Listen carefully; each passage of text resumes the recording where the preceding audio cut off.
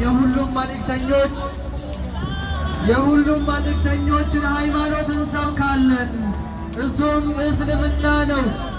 ሃይማኖት ለመሆኑ ሙሉ ማስረጃ ያለው ሃይማኖትን እንሰብካለን። እሱም እስላም ይባላል። እስላም ማለት ለአላህ መታዘዝ ነው። ለአንድ ፈጣሪ አምላክ ከሱ ጋር ሌላ ሳያጋሩ እሱም ብቻ ማምለክ፣ ለሱ ብቻ መገዛት እስልምና ወይም ደግሞ ኢስላም ይባላል ማለት ነው። በቁርአን 3ኛ ምዕራፍ 19ኛ አንቀጽ ኢነ ዲነ ዒንደላሂ አልኢስላም ሃይማኖት ብሎ ማለት አላህ ዘንድ ፈጣሪ ዘንድ እስልምና ብቻ ነው። ኢነ ዲነ ዒንደላሂ አልኢስላም ሃይማኖት ብሎ ማለት አላህ ዘንድ እስልምና ብቻ ነው።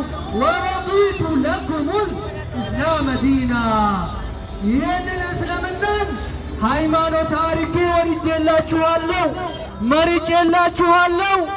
ሙስሊም ሁኑ። ሙስሊም ሳትሆኑ እንዳትሞቱ ብሎ አላህ ሱብሓነሁ ወተዓላ በቁርአን ይነግረናል። እስልምና ማለት ሃይማኖት ለመሆኑ ሙሉ ማስረጃ ያለው ሃይማኖት ነው ማለት ነው። ስለዛ ነው እስልምና የምንሰብከው። በእስልምና እኛ አንድን አምላክ ብቻ ነው የምናመልከው። አንድን አምላክ የማይሞተውን፣ የማይበላውን፣ የማይጠጣውን አምላክ ሰው የማይሆነው አንድ አምላክን ነው የምናመልከው በእስልምና።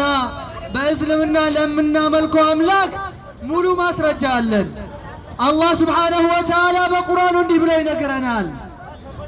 ኢነኒ አነላሁ ላ ኢላሃ ኢላ አና እኔ አላህ ነኝ፣ ከእኔ ውጪ ሌላ በእውነት የምመለክ የትኛውም አምላክ የለም።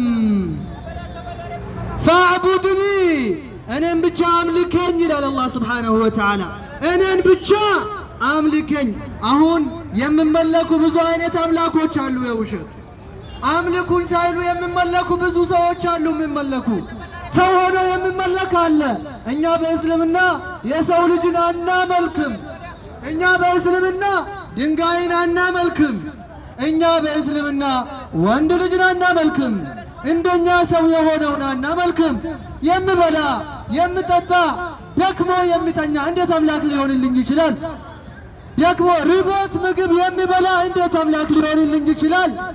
አምላክ በእስልምና የምናመልከው አንድ ብቻውን የሆነ ከሁሉም በላይ የሆነ የማይበላው፣ የማይጠጣው፣ የማይደክመውን አምላክ አንድ አላህ እናመልካለን በእስልምና። የሰው ልጅንም